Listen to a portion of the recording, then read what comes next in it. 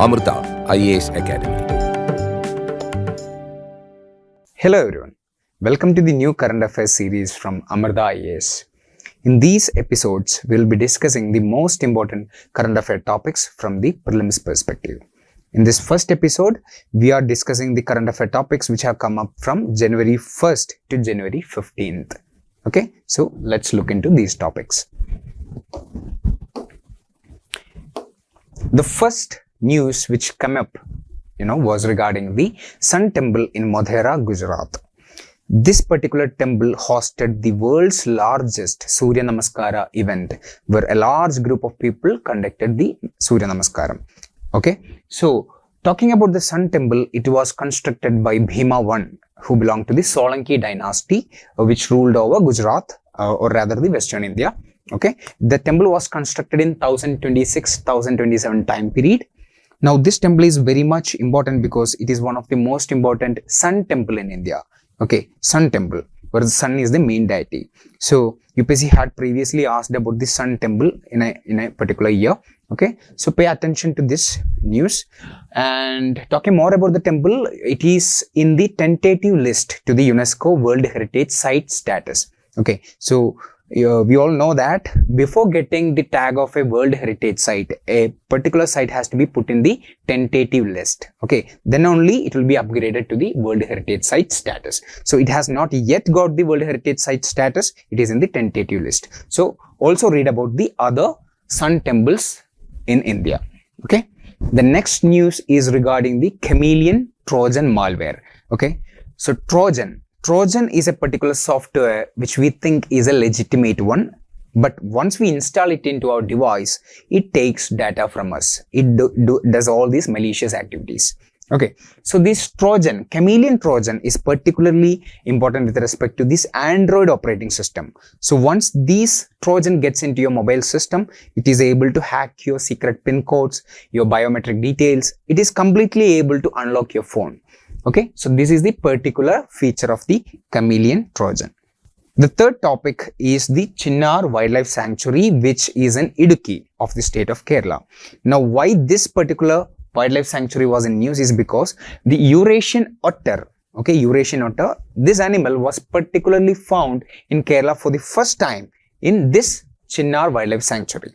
So, it has the near threatened classification under the IUCN protection list. Okay, so that is about the Chinnar Wildlife Sanctuary, and the Eurasian otter is a kind of a flagship species. Okay, flagship species are those species whose presence indicates the health of the ecosystem. If their number is abundant, it means the ecosystem of that particular area is good. If it's too polluted, the number of the particular flagship species will be less. Okay, so this is about the Chinnar Wildlife Sanctuary. The next topic is the National Transit Pass system. This has been introduced to increase the ease of doing business with respect to the timber transport and transit within the multiple states of India. So, earlier if you are cutting a tree, a timber produce, a forest produce from Kerala, now you want to transport to Odisha, you will have to pass through multiple states and you will have to get the multiple, no objection certificates from multiple states. But this scheme particularly, they give us a one pass, one single NOC, no objection certificate, which can be used and shown in the multiple states. Okay, so this is increasing the ease of doing business for the timber transport particularly. So this is by the Ministry of Environment, Forest and Climate Change. This scheme is particularly by MOE FCC. Okay, the next topic is the Suganya Samriddhi Yojana. It comes under the Beti Bachao Beti Padhao scheme. So in this particular scheme, the parents of a girl child will be able to deposit money in a bank account held in that child's name. Okay, so this particular scheme was in news because the government of India increased the interest rate of this particular account. Now you will get almost 8.2% of interest for the fund that you deposit in the Suganya Samriddhi Yojana scheme. Talking more about the scheme, you will have to, you can invest a minimum of 250 rupees per year and a maximum of 1.5 lakhs per year.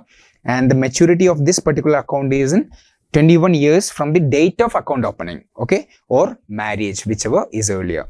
So read about the Suganya Samriddhi Yojana scheme, okay. The next topic is the Financial Intelligence Unit. This particular body was in news because it gave a report saying many of these cryptocurrencies were used to do money laundering within India. They were converting black money into white money kind of. Okay, so talking more about this Financial Intelligence Unit, FIU, they particularly deal with the PMLA Act, Prevention of Money Laundering Act. Okay, it is under the Department of Revenue, Government of India, and this FIU mainly it reports to the Economic Intelligence Unit, Economic Intelligence Council, which is headed by the Finance Minister. Okay, FIU. The next news is a tripartite agreement between ULFA, central government, and the state government of Assam. So ULFA, United Liberation Front of Assam, it is a protest group which was formed in Assam. So if we try to trace the history of ULFA, in 1971, there was Bangladesh Liberation War. And once this war happened, many migrants, foreign people, came from Bangladesh, or rather the erstwhile East Pakistan, to the state of Assam. So the indigenous people of Assam were not happy with this migration. So the students, the indigenous people, the tribals started protesting against this migrant influx. Okay, so in 1975-79, there was a massive protest, and which culminated in the 1985 Assam Accords. Okay, so the ULFA can be explained as a remnant of those agitation post the Bangladesh Liberation War. So talking about ULFA, currently we are having two factions. The first one is Rajkova faction, okay, which is a peaceful pro-talks group, okay, and the other faction is Barua faction, which is violent and they are not ready to talk with the government. Now this particular tripartite agreement has been signed by Government of India with this faction, Rajkova faction. Okay, as a part of the agreement, the government have agreed to invest 1.5 lakh crore worth of infrastructure development within the state of Assam, and they also have agreed to solve the disputes with neighboring states. Assam kind of has shares boundary with all the northeastern states like Arunachal, Nagaland, Manipur, Mizoram, Tripura, Meghalaya.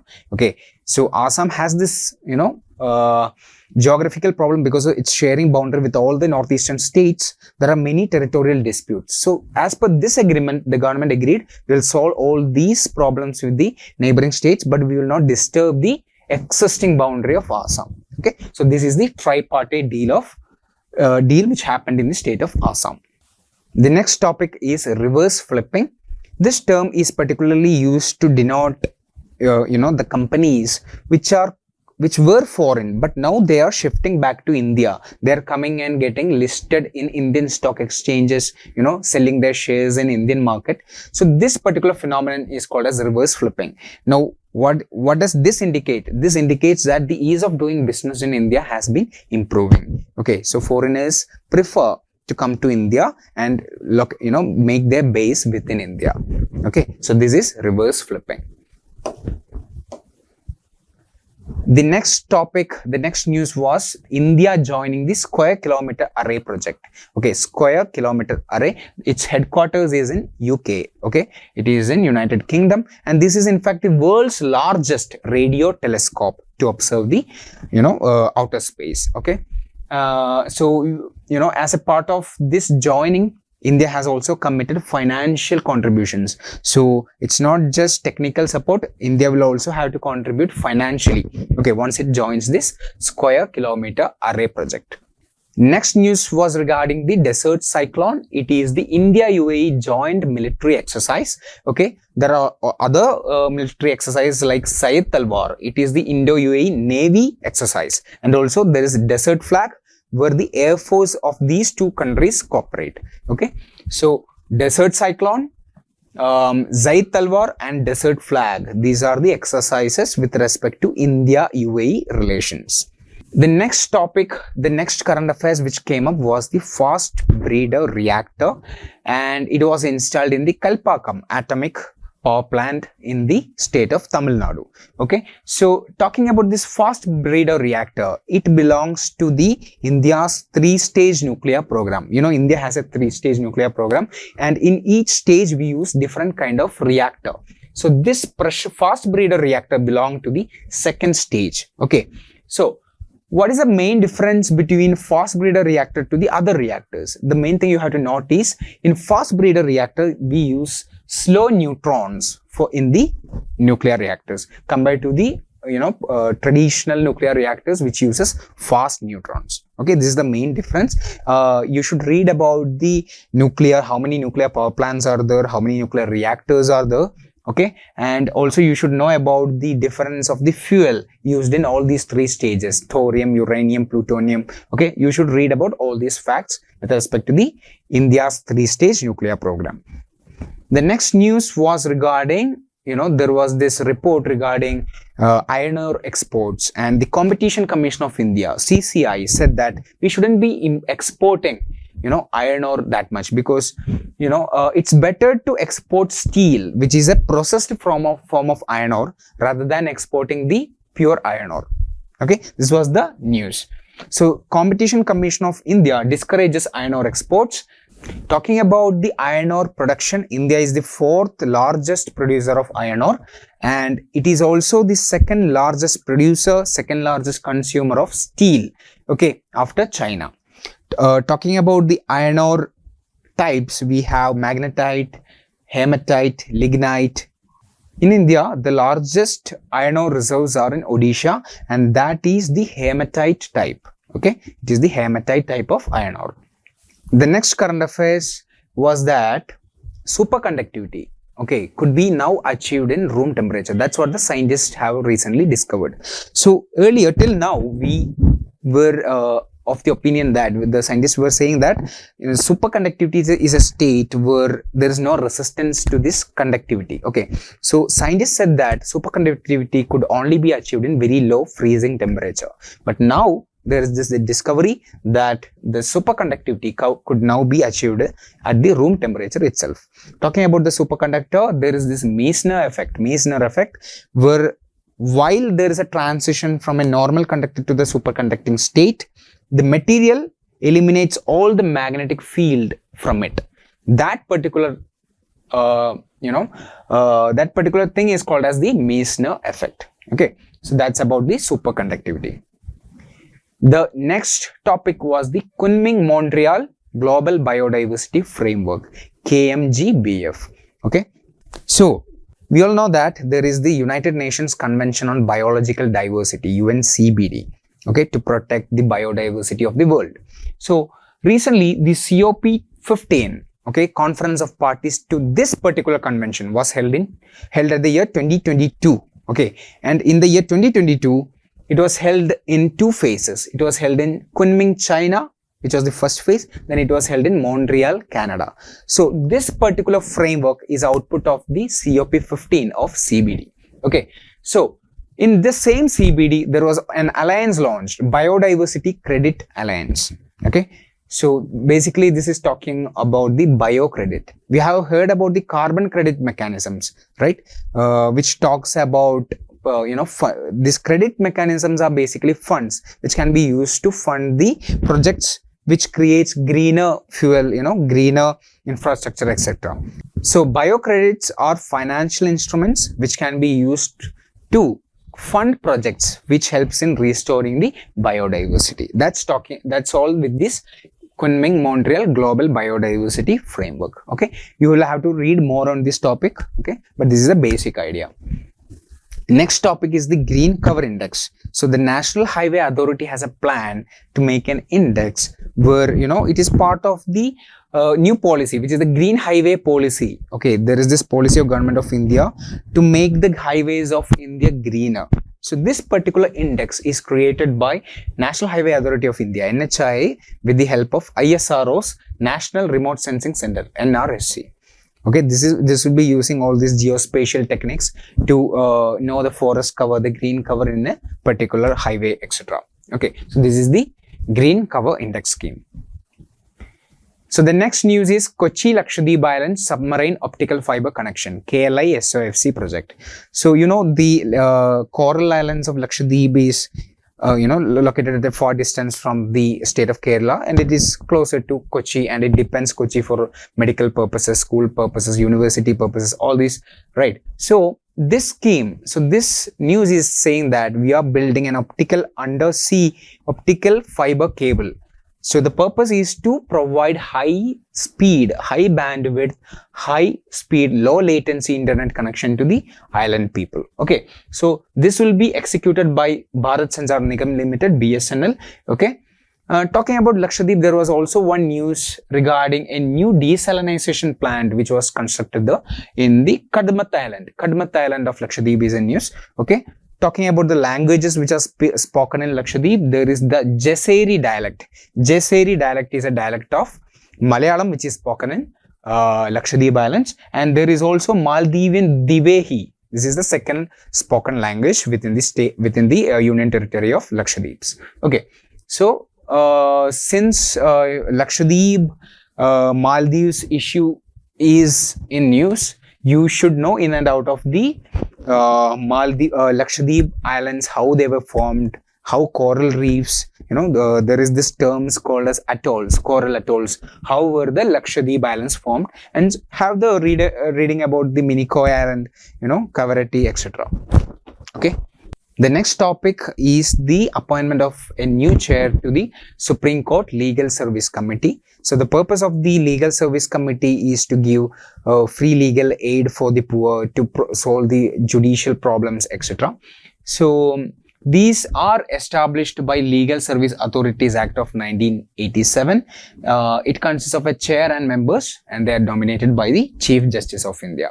That's the basic you can know about the Supreme Court Legal Services Committee. You should read about NALSA, okay, National Legal Service Authority. Then there is State Legal Service Authorities, District Legal Service Authorities. So read about all these three levels of legal service authorities and their functions. Okay. The next news is regarding the Wetland City accreditation. Okay. So for the first time, the Ministry of Environment, Forest and Climate Change has nominated wetlands of Indore, Bhopal and Udaipur into this particular scheme. Okay, this Wetland City accreditation is a accreditation given to certain cities, certain wetlands of cities, and this comes under the Ramsar Convention. Okay, Ramsar Convention, which is the intergovernmental treaty established in the year 1971 to protect the wetlands of the world. Ramsar is a place in Iran. Okay, so the Ramsar sites in Indore include Sirpur wetland, Yashwant Sagar, and in Bhopal there is Bhoj wetland. And in Udaipur, there are mainly 5 wetlands: Pichola, Fateh Sagar, Rang Sagar, Swarup Sagar and Dhoot Talai. Okay. So if one city gets this accreditation, it will be there for 6 years. Okay. And talking about the Ramsar sites, Tamil Nadu has the highest number of Ramsar sites within the country. Talking about the total area of wetlands, Gujarat has the largest area of wetlands, and Sundarban is the largest Ramsar site of India. The next news is regarding the Reju Pave technology. Reju Pave technology is a road construction technology employed in regions. This was employed for the first time in India, okay, in Arunachal Pradesh, near the Sela tunnel, in the construction of the Sela tunnel, which is near the Sela Pass. Okay, so what is this Reju Pave technology? In these high altitude region, the temperature is very low. So while tarring the road, the mix should be at a higher temperature, correct, in the traditional method. But, since it is in high altitude region, the hot mix, it cannot be transported. Once it's transported to the site, it cools off. So it was very difficult to construct roads in these places. So Reju Pave technology, it is a bio-oil based asphalt modifier. Okay, basically it reduces the heating requirement. You don't have to reheat, okay, before tarring. So using this technology, you can easily tar the roads in the high altitude cool regions. Okay, so that is Reju Pave technology. Next news was, this month we celebrated the Makar Sankranti, Pongal, Lohri in different parts. Okay, so Pongal is celebrated in Tamil Nadu, Lohri in Punjab region. Okay, so what does these festivals mark? These festivals mark the Uttar journey, the northern journey of the sun post the winter season. Okay, so Makar Sankranti and Pongal are associated with the northward journey of the sun, which is known as Uttarayan. Okay, Uttarayan. And so these are, these festivals mark the coming up of the warmer months. In the next months, it's going to be warmer. Okay, So that is the harvest festivals. Next news is about an important species, about an important animal, Himalayan wolf. This animal was in news because it was assessed for the first time, okay, in the IUCN Red List, and it got the tag of vulnerable. It is protected within Indian, Indian system under the Wildlife Protection Act. It is put under the Schedule 1, which offers the maximum protection. It is also in CITES Appendix 1. Okay, so now the region, the habitat is in the Himalayan range of Nepal, India, and the Tibetan Plateau. That means the higher Himalayan ranges are the places where you will find the Himalayan wolf. Okay, so the next news is about the Akash NG missile. Okay, Akash new generation missile. It is designed by DRDO.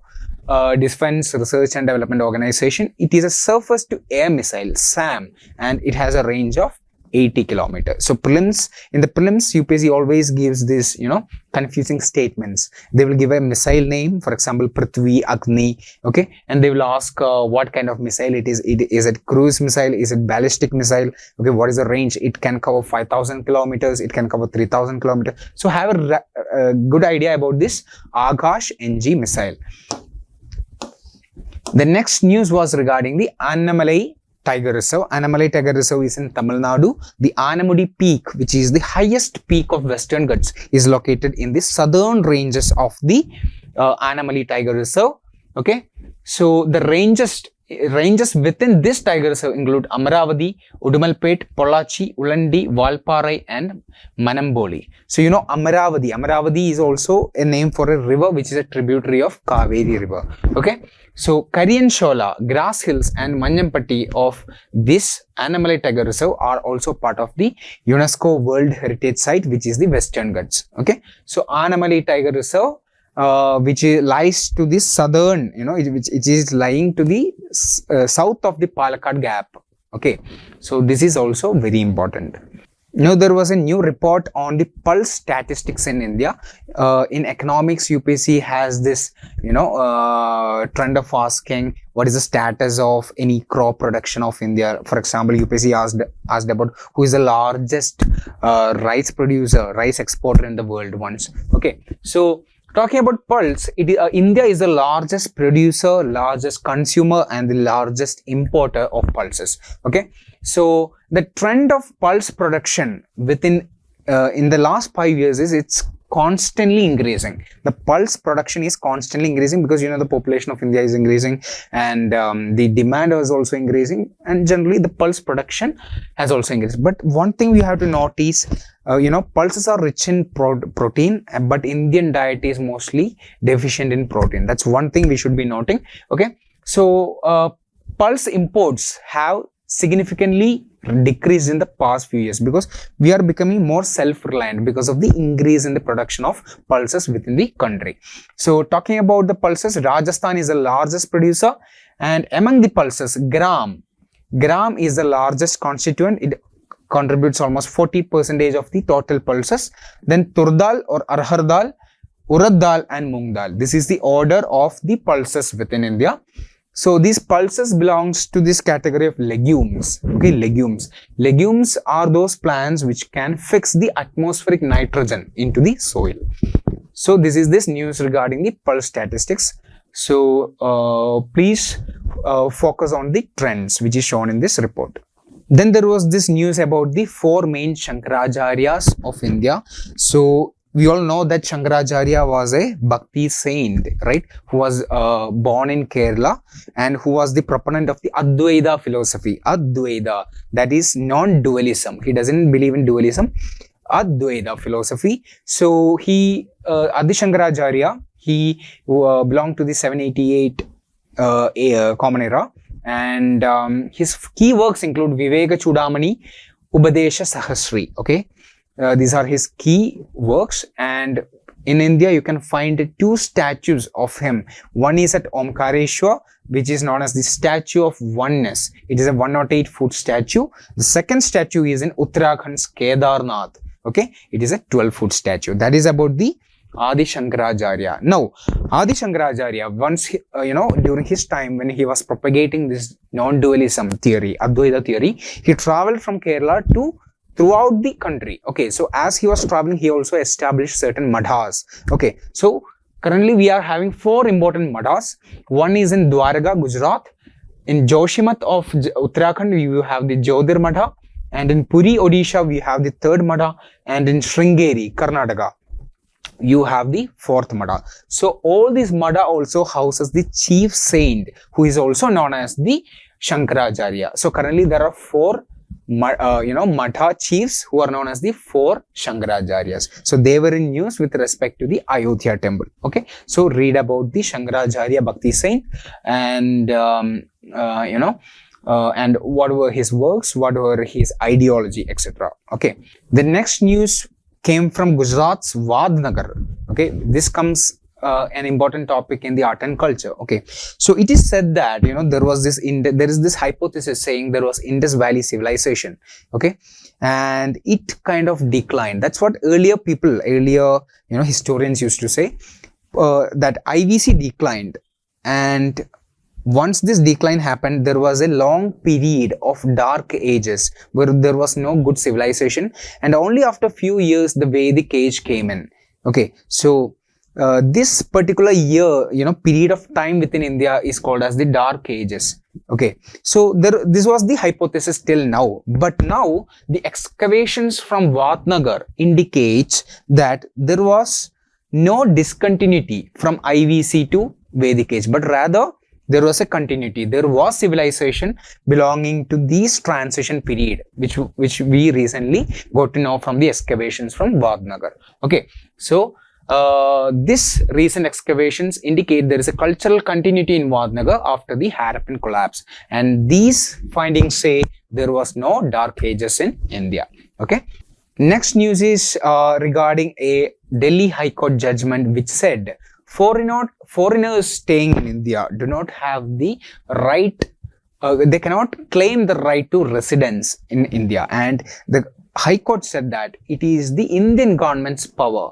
Whenever the foreigner violates any particular law and the government feels like they should be expelled, Indian government has a right to do it. Okay, so the foreigners cannot claim right to residence as a right under the Article 19(1)(e). This is the judgment by the Delhi High Court. Okay, so and next news was regarding the hydroxychloroquine.